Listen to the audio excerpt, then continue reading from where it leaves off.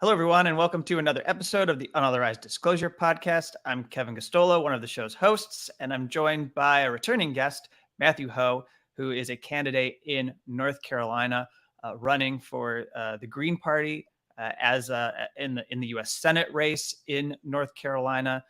We've been working for ballot access. He has some news about latest in his campaign on developments from the past week. But you also, you know him. He's a whistleblower. He's somebody who was a diplomat for the State Department at one point and has spoken out against wars.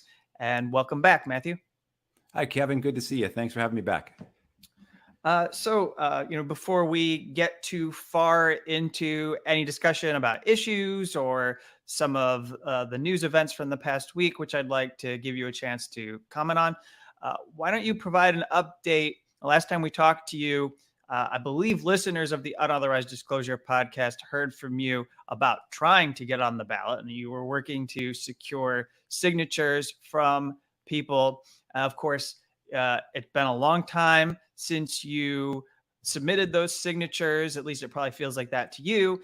And you were well over the threshold, and you were supposed to qualify for ballot access in North Carolina, but yet you've had to wage this fight because the Democrats are fighting you tooth and nail to keep you off the ballot in North Carolina. And I'd like to insert this before you give your update, because Sure. The state newspaper, the Raleigh Observer, says that, well, I mean, this is such a great headline to read that I'm going to put this up on the screen here so people can see this. Right. This is we've got in North Carolina, 3 of the 4 biggest newspapers are the Raleigh News and Observer, the Charlotte Observer, and the Durham Herald Sun, and they're the same paper.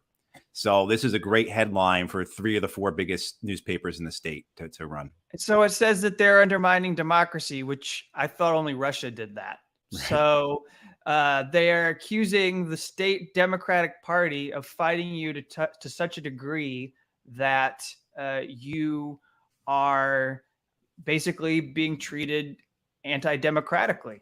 I think they make a really good point, which maybe you would make, but I'm going to go ahead and just let them do it for you because it's very succinct.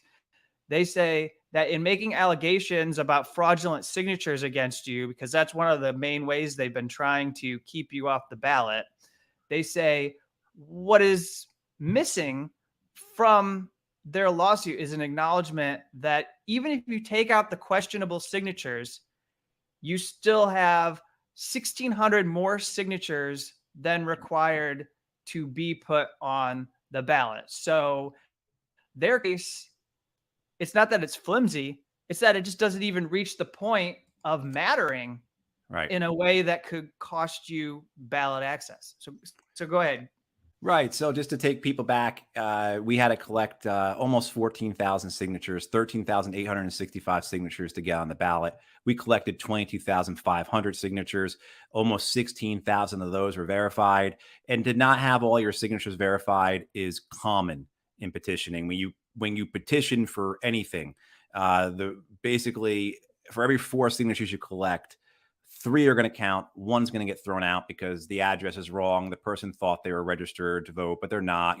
Different, very innocuous reasons. And that's standard, not here in North Carolina, across the country. So only having 70 or 75% of your signatures count is the usual. And we were well within that band.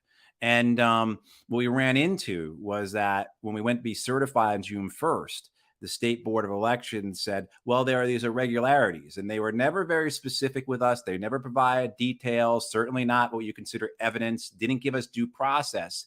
And they ruled not to certify us as a political party because there were these irregularities, signatures that never counted towards the total required. So they weren't in that 16,000 signatures that we had that were validated. These are ones that have been excluded anyway. And they said, because there are these irregularities, there could be more.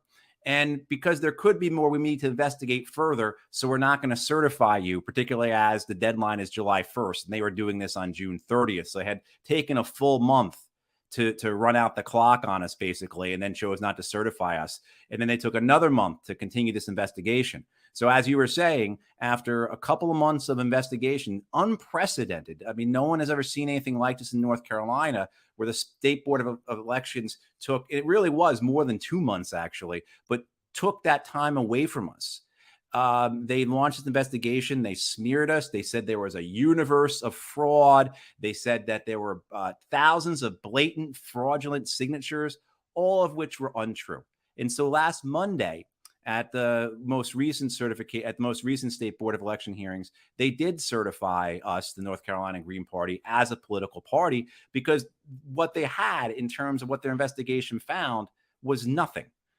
They had, over the course of 2 months, after having the counties go back and look at those 22,500 signatures again, they were able to remove 400 signatures total.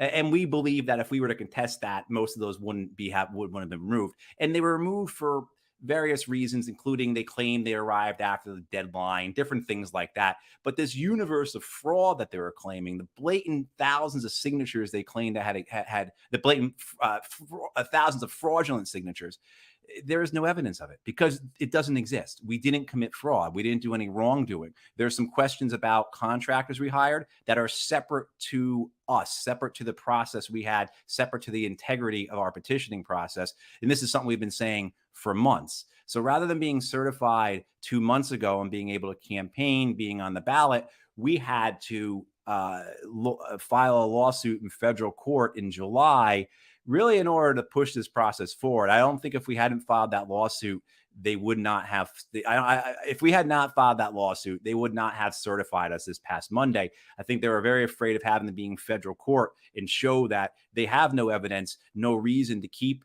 the Green Party from being on the ballot, from being a political party in North Carolina. So that's all good and well. And we expect the judge in our case in federal court to rule in, either today, tomorrow, or on Monday, August 8th. However, the bad news is that the North Carolina Democratic Party, in response to the State Board of Election reversing itself and certifying us, has filed a lawsuit in state court, actually in Wake County Court. And that lawsuit seeks to block us from being certified and from being on the ballot. And so now we have this competing lawsuit that we have to address. And there are various aspects of that we can get into.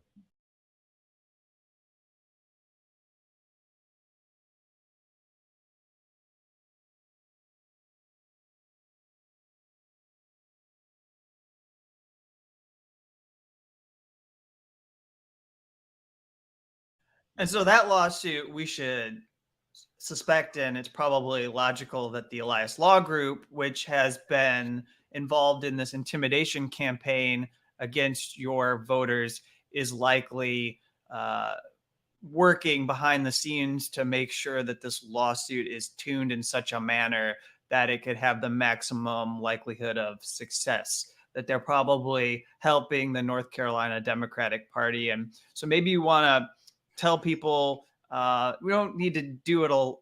You don't have to go long. I mean, you've told this story a lot, but I think what's important is when I submitted a Freedom of Information request for records, my interest in doing so was to see how this group that is run by this longtime Democratic Party attorney that's closely aligned with Hillary Clinton and other elite figures in the Democratic Party. I wanted to see why this law group was pressuring the State Board of Elections so aggressively to intervene and block you from the ballot. And what I got back, I haven't actually shared because I'm a little bit upset at what I received from the state government in North Carolina, or the State Board of Elections in North Carolina, because there's all this personal information from voters that I don't really want to circulate, because there's no reason why their names and addresses and other things should be out there for everyone to sift through. But, apparently the thing that I still have trouble dealing with is that they were able to get this information from the state government, and then they were able to phone your people who had signed petitions, who were open to democracy, who were willing to let the Green Party be on the ballot. And they were able to intimidate them via text message or over the phone and try to get them to change their signatures so that they could throw you off the ballot. Right. So in addition to what was going on with the State Board of Elections, as soon as we turned in our successful petition, as soon as we completed it, our successful petition effort, the Democratic Senatorial Campaign Committee and the Elias Law Group got involved.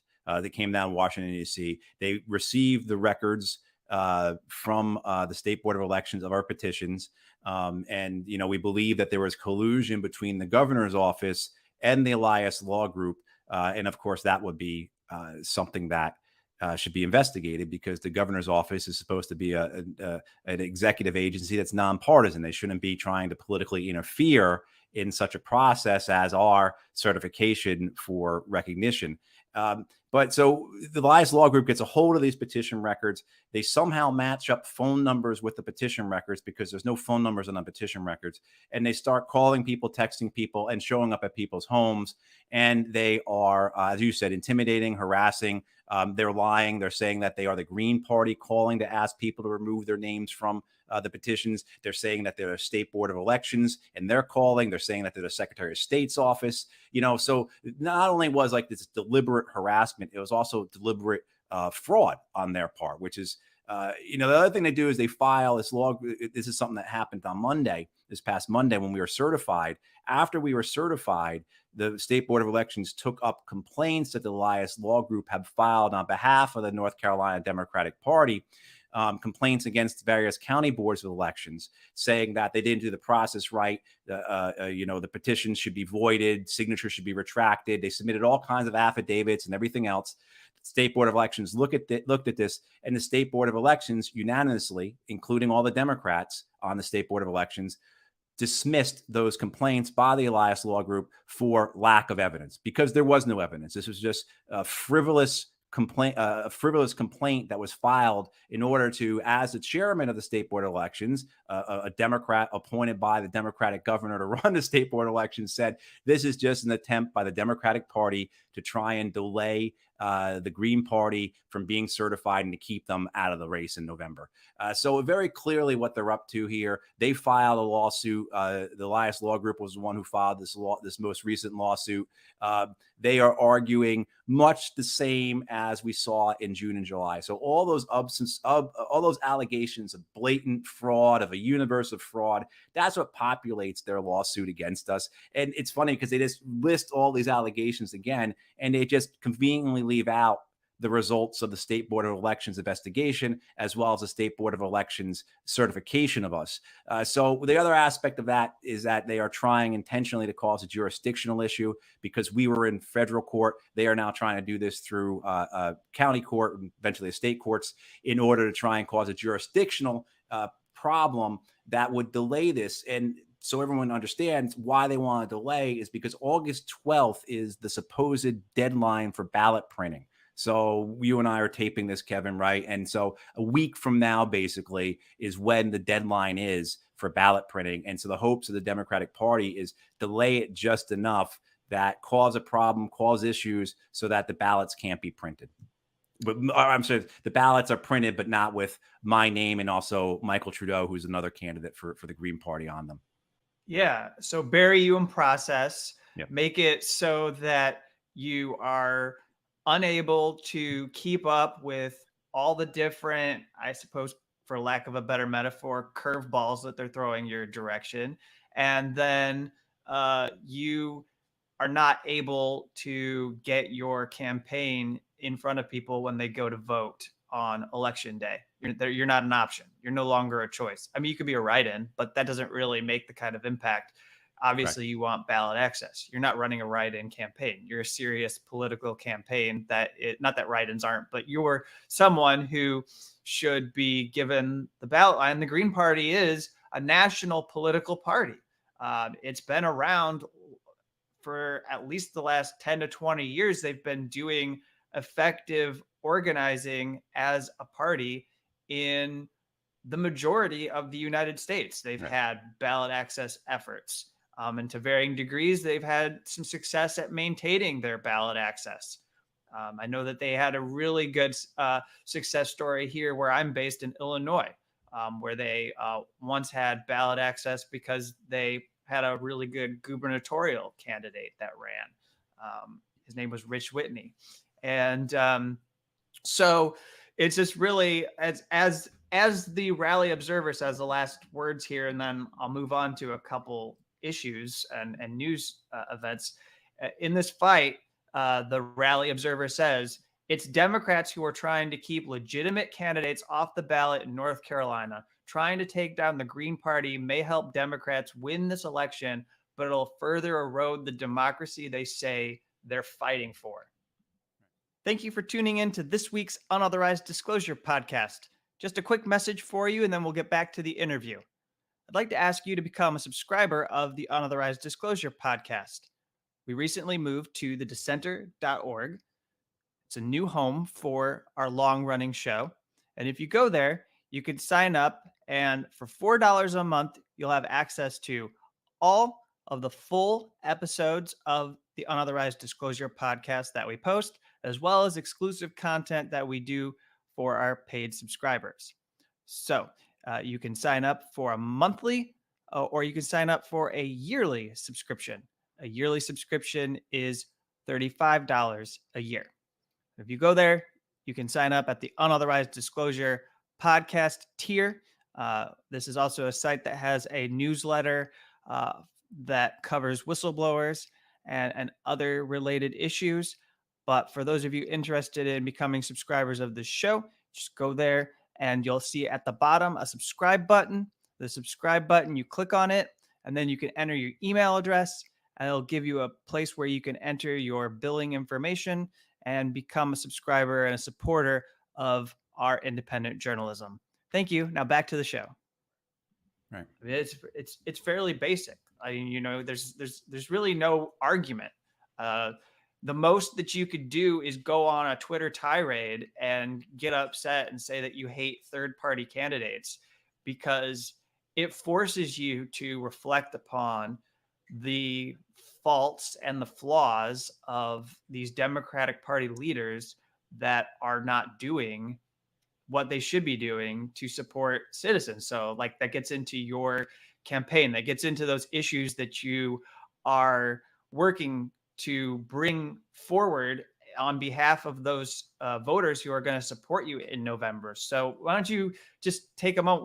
What are your three, like if you go out and you're going to talk with people, what are the three issues that you find yourself talking to people in North Carolina about?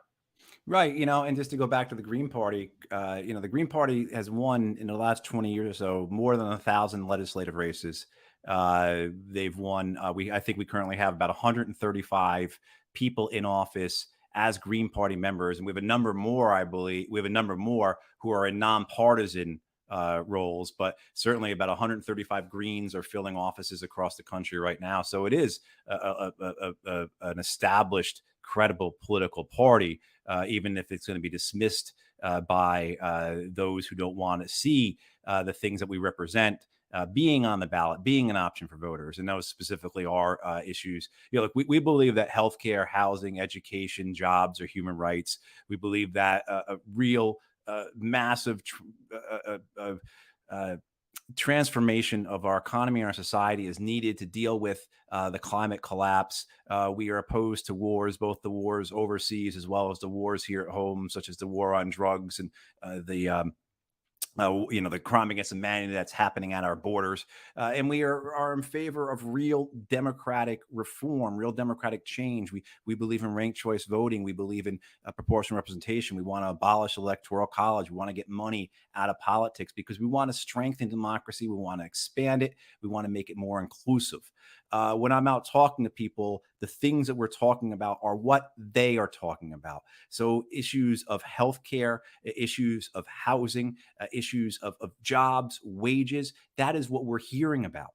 And that's where we're offering a solution that is much different than anything offered by the Democrats, the Republicans, and by the Libertarians as well. Look, North Carolina is a state that was just named the best state for business in the United States by CNBC. And CNBC and others, including the Raleigh News and Observer, touted this as a bipartisan success story. Democrats and Republicans put aside their differences to make North Carolina the best state for business in the United States.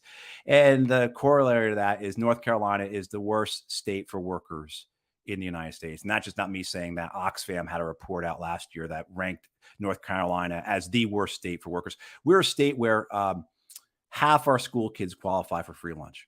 Half, 52%.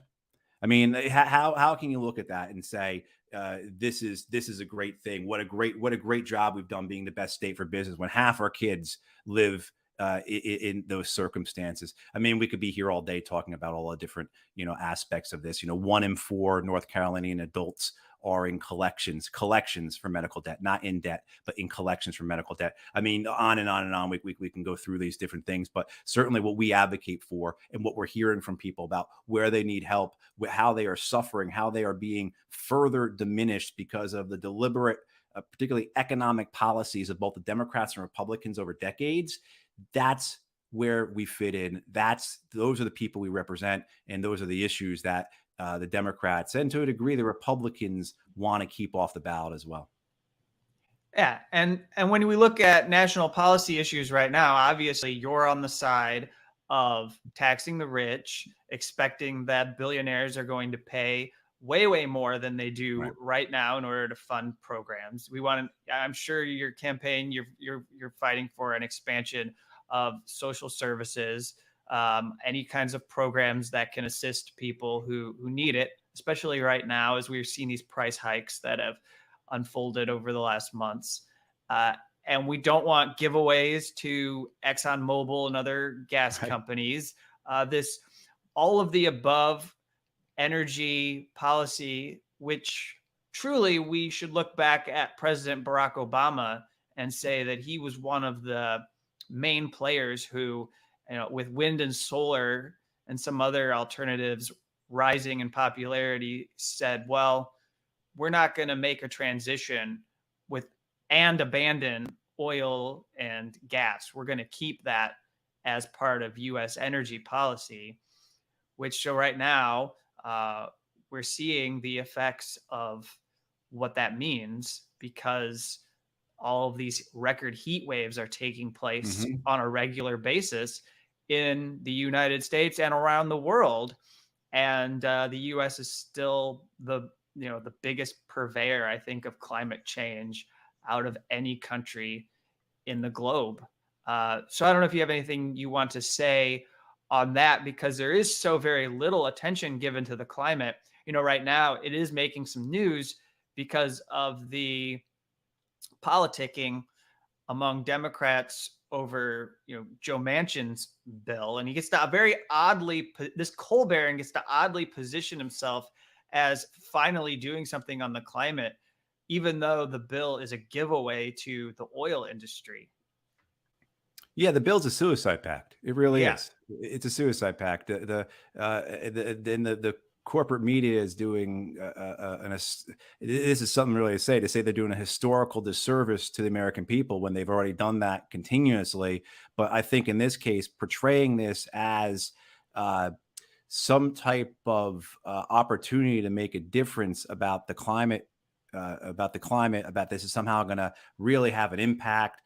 When the reality is, when you pull that bill apart, like the Center for Biological Diversity has done, and you look at it and you realize that this is going to double the amount of fossil fuel production in the United States. In order for any of the solar and wind that this bill supposedly promises to come into play, to be actually produced, the United States government has to double its onshore lease offerings for oil and gas every year for 10 years. So United States government leases about 1 million acres a year for oil and gas exploration to all these companies that are making record profits because of things like that.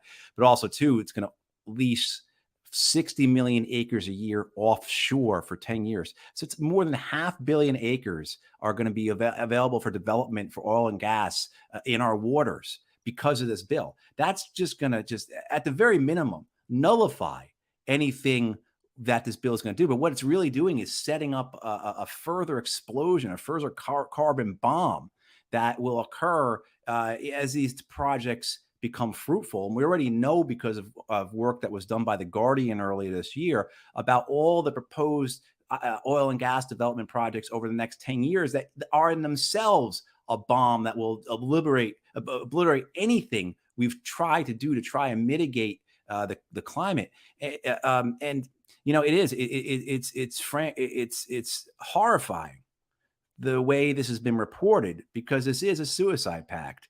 We are entering into something here that is going to destroy our civilization. It's already destroying it, and this will only accelerate it and make it so that mitigation is not possible. And trying to assimilate, trying to get our society to agree with the climate change, with the climate collapse, is going to prove impossible, because it will just be such an immense catastrophe that no matter what we do to try and shore up our economy, our society, our housing, we won't be able to handle that. And of course, when you talk about climate change, we don't forget that wars are probably one of the biggest, if not the biggest, source of contributing to and making this worse. One thing I was fixated on, and I remain fixated on, when I was following the first month of the war in Ukraine, after Russia engaged in their invasion and crossed the border, and they were launching their attacks, was the amount of environmental destruction that we kept hearing in reports of. And also the fact that, you know, Ukraine has these nuclear reactors, which should have us all on edge, that there's a war happening in a country that is so has nuclear energy so built into its energy infrastructure. That aside, I'd like your response to what we saw unfold this past week. And people are watching this over the weekend. They're going to hear the talking heads try and sum up what we all just went through on the horrible Sunday morning news television programs. Somehow Democrats are going to be out trying to spin what Speaker Nancy Pelosi did with this trip, this trip that she took to Taipei.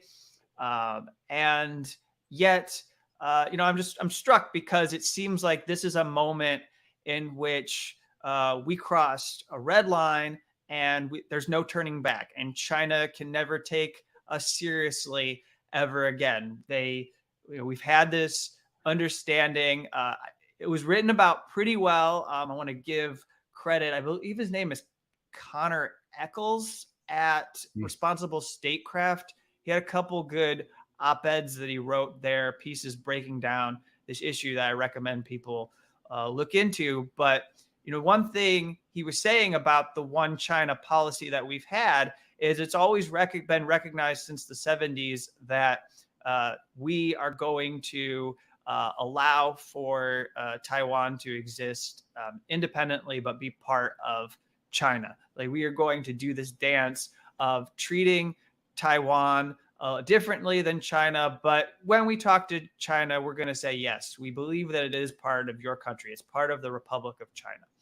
And so now it seems like the secessionists that are in Taipei are winning the contracts from weapons dealers, from Lockheed Martin and other places.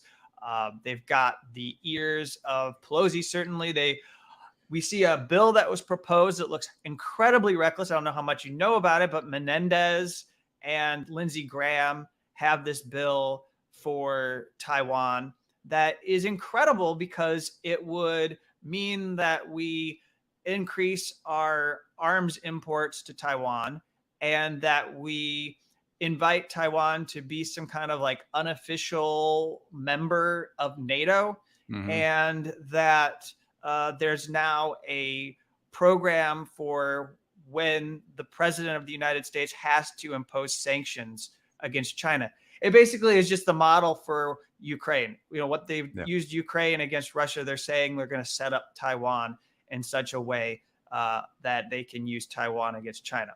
So anyways, I'd like to hear your thoughts on this, because on one hand, a lot of this was like, what is Nancy Pelosi trying to get out of this? It's selfish. She's going to Taiwan. But on the other hand, like, it's kind of this rotating villain thing, right? Like, we can't just fixate on an individual. There is something happening here as far as a foreign policy shift. Right.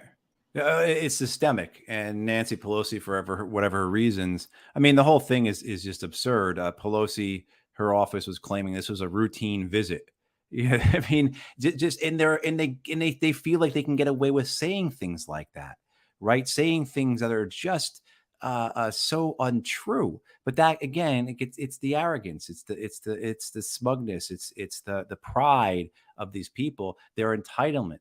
They believe that they are the manufacturers of history, and they see their role as not just maintaining American primacy, of maintaining American empire, but of expanding it. Because if you just, when you're done with your time, if you haven't improved or made it better, then you haven't been a good custodian of the empire. And I think that's really how a lot of them, but a lot of these people too, they are, it is that entitlement. It's a personal thing. They believe that they have the right to do this. And what they underlays all that is the megalomania that exists in Washington, D.C., desire for that control, desire to not just maintain, but expand the empire, this belief in some type of modern manifest destiny of the United States to be the great democratic, that we have some role in history, right? And that these people are making sure it comes to play. And I think that's where you see these madmen like Menendez and Graham come in. And then underneath all that, of course, is the money. And the amount of money in this is just, it's absolutely legion. It is something that is just astounding. The real American military budget is about $1.4 trillion a year. Anything that has that type of resource behind it is a living organism.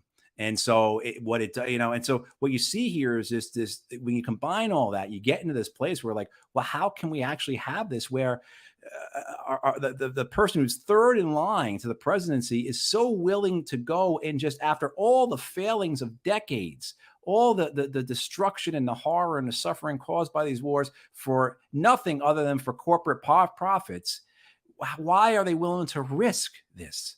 And I think when you understand that, when you see this put together, who these people are, what they represent, and the system, the foreign policy system that we have in this country, we can understand that. I mean, it's not very far divorced from our domestic situation here, where you can have somebody who, as just happened, I believe in Texas, was sentenced to life in prison for marijuana possession.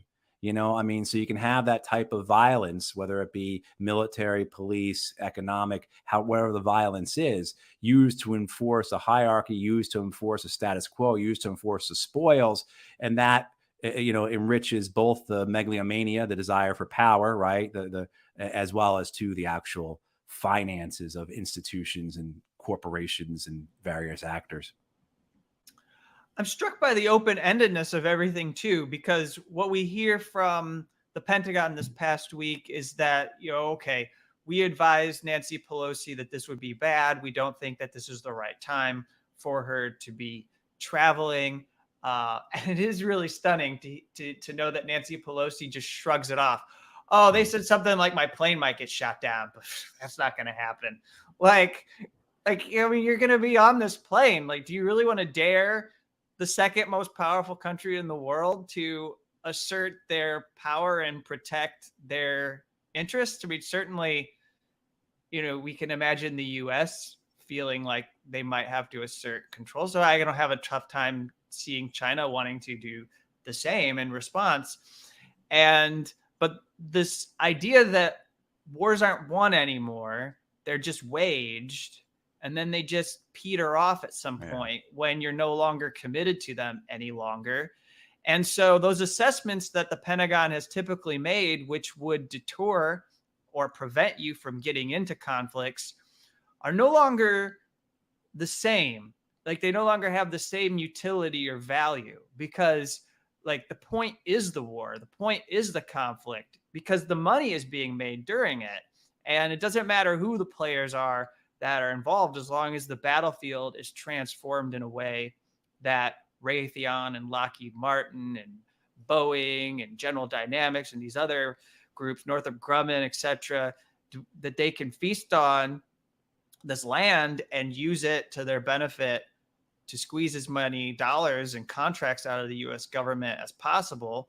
And so I'm very struck by how like the Pentagon used to, in my lifetime over the last 10 to 15 years, you'd hear things that you were stunned to learn that they were coming out against war. But then after you thought about it, you go, okay, well, that makes sense. They understand how this works. And so that's why they're saying we shouldn't just go to war against Iran. They have done the scenarios and they have figured out that it really wouldn't go well for us to just start bombing and attacking Tehran, et cetera, et cetera.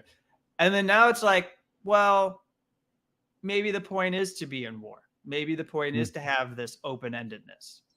Well, you can't be a victor unless you have conflict, right? So if you get back to this idea of that, while a lot of it's about money, there's also the other part where it is about a desire for power, a desire for hegemony, a desire to make more countries more countries on the map our shade of blue than of Russian red or Chinese red, whatever the other colors are, right? And certainly, so there is that at play here, because when you meet these people, you understand that while they are motivated by money, many of them, and then many of them do very well for themselves. And Nancy Pelosi, of course, with her, she's a 100 millionaire or whatever, along with her husband. So money is important to them. But there are plenty of people who drive these kinds of things in Washington, D.C., who, again, they do well, but money is not their chief concern. It's the power, their place in history, the idea that they are part of something divine. Because when you look at American foreign policy, you look at American exceptionalism, the idea that we are a necessary nation, or that we are somehow the ones that are manufacturing history, and that we are an agent of a higher power to achieve. I mean, you see these things, you hear these things, and these people believe them. There are also people who these are the men and women now in power who were younger when very important books like Francis Fukuyama's The End of History and Sam Huntington's The Clash of Civilization were written in the early 90s. I'm not saying they're important because they're correct, but because of the effect that they had on people. And also, too, because it showed the bias, it showed the conceit that already existed in the American foreign policy community. And so what we are doing is we are creating a world of the reality that we're creating is of our imagining, right? So but by forcing the world to be polarized like this, by forcing these divisions, by trying to pick winners and losers throughout the world, and really who's a winner, who's a loser, well, it depends upon whether or not they buy our F-35s or not, and if they have something that competes against them, well, then that, of course, then makes them in the enemy camp. And if they're in enemy camp, then we have to defeat them. How else are we going to be a victor unless we defeat our enemies? I mean, so you can see how the money drives the power drives the money, and we get into these circumstances like we are now. And I don't know Nancy Pelosi, what she knows, what she doesn't know, but the idea that is so willing to do this and so reckless. And at some point, the Chinese are going to push back. Just as, look, I'm not going to defend Russia for what they did in Ukraine. I mean, that was it's a war of aggression. It's the invasion and occupation is a war crime, et cetera, et cetera. But to divorce that from all the antecedents, all the precedents, all the things that led up to that, and to say that somehow, at a minimum, Russia was not being pushed by the West. And as Vladimir Putin said last year to his generals, we have nowhere left to retreat to. And after seeing his actions over decades now in terms of responding to things with, say, Chechnya, with Georgia, how they responded in Syria, how he responded to the 2014 coup in Ukraine, why we thought that somehow this was not going to become the invasion that it became, particularly after so many American foreign policy experts, including the current CIA director, William Burns, said this is exactly what's going to happen if we keep pushing him. And the Chinese are in the same position where for more than 25 years now, the Chinese have been saying very clearly, if you keep driving your aircraft carriers up to our coastline and humiliating us, we will respond. And they have spent the last 25 years building up their military. You know, my friend Larry Wilkerson talks about this a lot. Chinese now have a military industrial complex that is not as big as ours, of course, but is rivaling it, at least in terms of what it actually looks like, what its potential can be. And that's a very, very dangerous thing. You know, and so now you have this. At what point will the Chinese push back?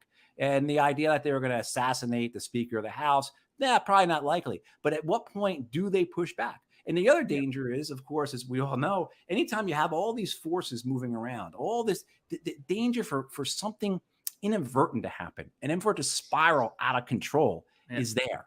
What if a Chinese aircraft shoots down an American aircraft? What are Menendez and Graham going to demand then? And the same, because Xi Jinping and the Chinese, they have their hardliners as well who want to fight with the United States. The same as in Iran. We've seen what happened in Iran over this last decade, where we had an opportunity for approachment, had a deal with them. We unilaterally pull out of the deal. We kill their version of General Eisenhower. We assassinate him in cold blood, you know, and then what does that do?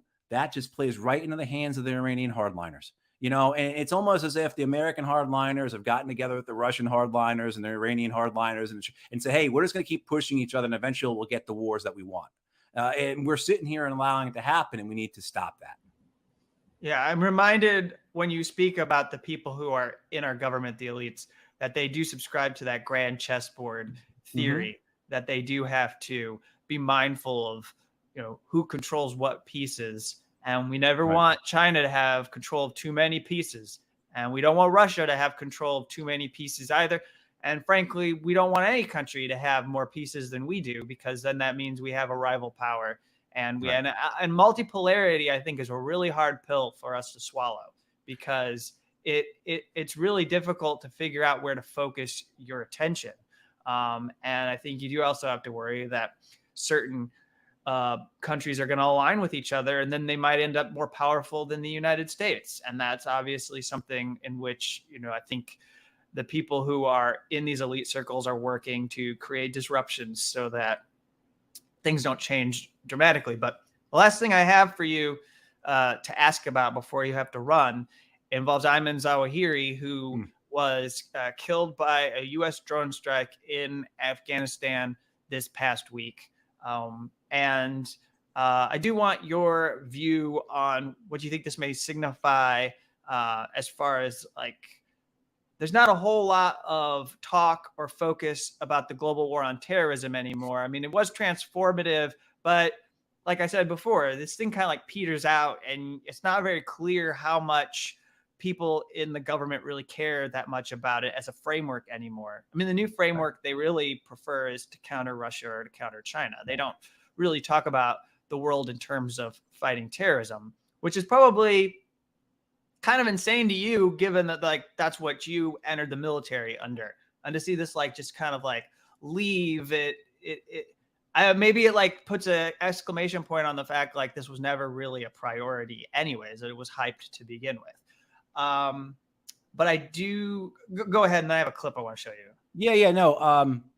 I went in the Marine Corps in '98, and so the American military. Okay, so it wasn't 9/11 yet. It wasn't. And but what you saw happen with 9/11 was you had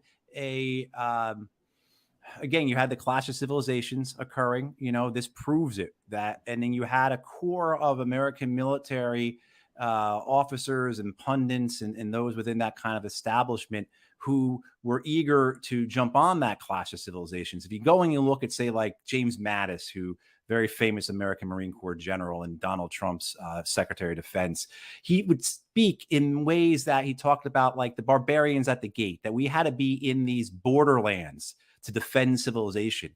And that played into that type of thinking, this idea, again, that we are the highest civilization, that we have a duty to others to civilize them, to bring them democracy, to bring them human rights, even if we have to kill them to get them there, you know? And so that combined with the neoliberalization, with the privatization, the outsourcing of the American military was coming in the 90s. And so as well, too, we have to remember that the Republicans in particular, but the Democrats as well, but say especially Dick Cheney, had a real lust for the oil in Iraq. So when you put all those things together, the 9/11 attacks allow for those various groups, the oil people, the generals and military people who want to be guardians of the empire, Roman legionaries, if you will, as well as too the ability like, hey, we can run these private wars now. We can outsource war and make a ton of money. You put all that together, and then you have Samuel Huntington's Clash of Civilizations providing the ideological aspect of it. Yeah, you can understand how that becomes a thing. But that lasts for about 10 years before there's a lot of pushback against it, because the military industrial complex doesn't want the wars really in Iraq and Afghanistan because it doesn't make that much money off them. You can't justify a $15 billion aircraft carrier with a war in landlocked Afghanistan. It just doesn't work that well. Same for the Army and then the Navy, the services, the generals in the Army, they want to have their ability to be the next Patton. Right? They don't want to be stuck running this counterinsurgency in Afghanistan or Iraq, except for a few like Petraeus and McChrystal who thought that they were going to be the cohort that leads this new generation of warfare. And that's how they would have their history. Let's not forget that there were many members of Congress who wanted to give David Petraeus his 5th star. Right. I mean, so there was a madness to it all. But eventually, as that madness dissipated with the spectacular failures of those wars and the moral outrage of them, you saw the establishment come back and say, no, what we want tank brigades in Europe. We want $15 billion aircraft carriers and $2 billion B-21 bombers. And we need wars against China and Russia to satisfy that. And that's where we've seen this, particularly in the last 10 years, since the second part of the Obama administration. Okay, so we're up against time. I want to get you out of here, but I'm going to play this clip and then give you a couple minutes to comment and give any final thoughts. So I was really struck by this. Maybe I shouldn't be given who was speaking it, but there was this clip on MSNBC with Barry McCaffrey that was just lauding the accuracy of drone strikes. And it's really something. So I want to play this and then get your response. And of course, we've talked about collateral damage, killing family members, other associates, a challenge probably overdone, in my view. Then we get a target of such danger to the American people. Those who are associated with them have a lesser degree of protection, in my view, than would be the unfortunate death of those children in Kabul, just as we pulled out. So they have to decide, what are we going to accept in collateral damage? And then they executed the process. And these remotely piloted vehicles now, I don't know where this one was flown from. The Air Force flies a lot of them from Nevada. So you got a 19-year-old airman and a lieutenant colonel sitting next to him. I've been there, and they're piloting a lethal vehicle 7,000 miles away. And they've got incredible clarity, generally speaking, to what they're doing, more so than 2 o'clock in the morning with a JSOC operative coming down a windswept mountainside in blinding sleep. So normally these operations are extremely exquisitely targeted and get the person they're after and don't kill other people. I mean, McCaffrey is a ghoul who helped lie us into the Iraq War and lied all throughout these last 20 years to sustain the other wars. He is a shill for the corporations. Whatever he learned about warfare in Vietnam has, I think, look, there are some of us who go to war and understand the true nature of it. And then there's other of us who are psychopaths like Barry McCaffrey who take away the worst aspects of war and believe those to be noble and virtuous because of their own personal involvement in it. The idea that somehow people who are killed are lesser human beings. This is how these people think. They think like this. There's a racist undertone of these wars that the United States has never even contemplated. But the idea that we can kill brown and black people because they are lesser, I think, is one of those things that is portrayed or given away in McCaffrey's statements there. Certainly, you could make the claim about that, say about the World Trade Center, Well, those people were in the, they were in the center of the American financial empire that exploits and, et cetera, et cetera. I would never say anything like that. But that's where you would get, you can go to from McCaffrey's argument. And like I said, he's a ghoul, he's a shill. Whatever he learned in Vietnam, he took away the worst, or because we have psychopaths who go to war and come away with thinking that, again, there is something noble and virtuous in it. And McCaffrey is one of those. Yeah, and then sitting next to him in the screen was Ken Delanian, who's the CIA's Yes. bat boy when it Right. comes to the news media. I noticed But that. all right, so thank you. I really appreciate you taking the time. I know you've got another interview. You've been getting a lot of attention to your campaign. We'll have to have you back to talk further. But why don't you give your website and then we'll sign off. Right. Great. Thanks, Kevin. Yeah, if people can support us, we need your help. We're in this big legal fight, and we also have to run a campaign, and we're a grassroots campaign. So we need people's help. We don't take corporate money, of course, or money from the wealthy or big donors or anything. So Matthew Ho for Senate.org. Please go there, donate, and encourage others to donate, because we need that assistance in order to keep what we're doing. All right. Thank you, Matthew.